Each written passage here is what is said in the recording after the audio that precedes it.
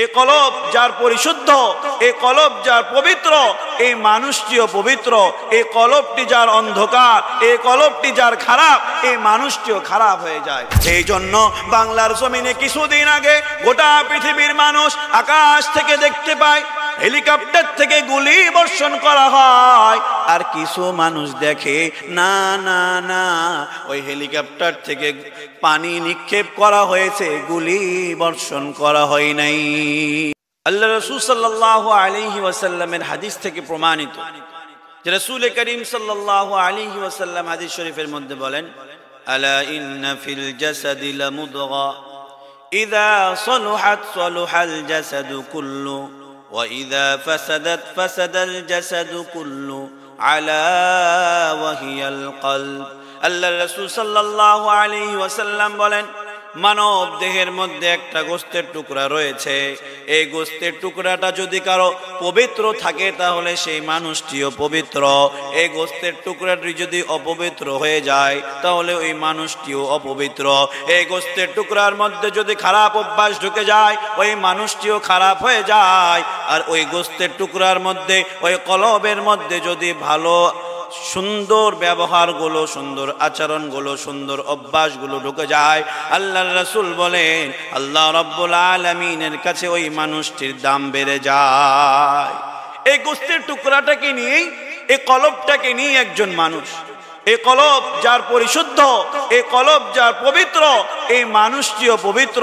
এই কলবটি যার অন্ধকার, এই কলবটি যার খারাপ, এই মানুষটিও খারাপ হয়ে যায়। আল্লাহ রাব্বুল আলামিন কালাম হাকিমের মধ্যে বলেন, ওয়ালাকাদ যারানা লিজাহান্নামা কাসীরাম মিনাল জিন্নি ওয়াল ইনস لهم قلوب لا يفقهون بها ولهم أعين لا يبصرون بها ولهم آذان لا يسمعون بها أولئك كالأنعام بل هم أضل। الله رب العالمين বলেন, ওই মানুষগুলো যাদের চোখ আছে, যাদের কলব আছে, কলব দিয়ে অনুধাবন করে না, চোখ আছে চোখ দিয়ে দেখে না, কান আছে কিন্তু কান দিয়ে শুনে না। আল্লাহ রাব্বুল আলামিন বলেন, উলাইকা কাল আনআম, তারা চতুষ্পদ জন্তুর মতো। আল্লাহ রাব্বুল আলামিন বলেন, না না না, চতুষ্পদ জন্তু নয়, বাল হুম আদল, এর চাইতেও আরো বেশি নিকৃষ্ট। কোন মানুষগুলো?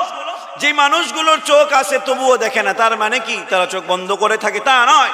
আল্লাহ রাব্বুল আলামিন বলেন তাদের চোখ আছে কিন্তু কোনটা সঠিক কোনটা বেঠিক এটা বোঝার তাদের ক্ষমতা নাই। যাদের কান আছে কোনটা সঠিক কোনটা বেঠিক শুনে, কিন্তু সঠিক কোনটা বোঝার অনুধাবন করার শক্তি তাদের নাই। আল্লাহ রাব্বুল আলামিন কালামে হাকিমের মধ্যে বলেন, খতামাল্লাহু আলা কুলুবিহিম ওয়া আলা সামঈহিম ওয়া আলা আবসারিহিম গিশাওয়া।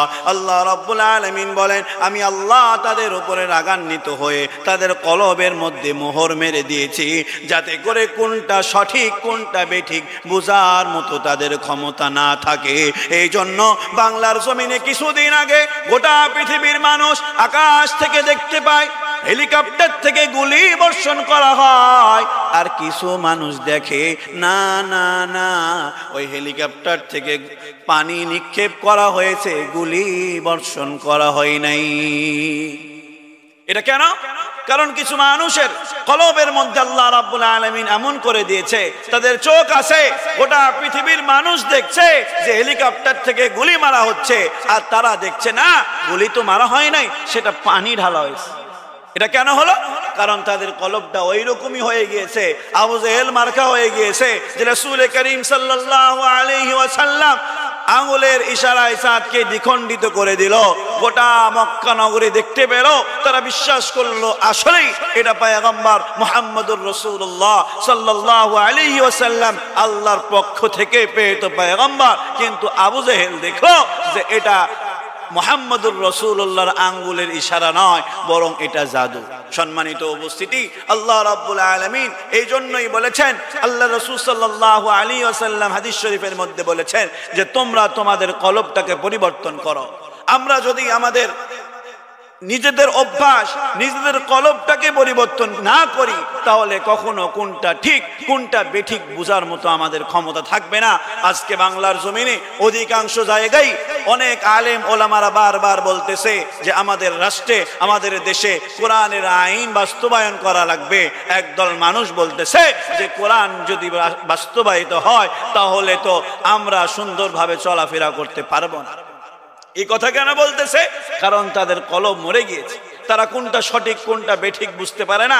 তাদের ধারণা যে কোরআন অনুযায়ী যদি দেশ চালানো হয় তাহলে তো আমরা আর আগের মতো নিজেদের মন মতো জীবন যাপন করতে পারবো না। এই জন্য আসুন আল্লাহ রাব্বুল আলামিনের আয়াত থেকে, রাসূলের হাদিস থেকে আমরা যেন আমাদের কলবটাকে পরিবর্তন করতে পারি।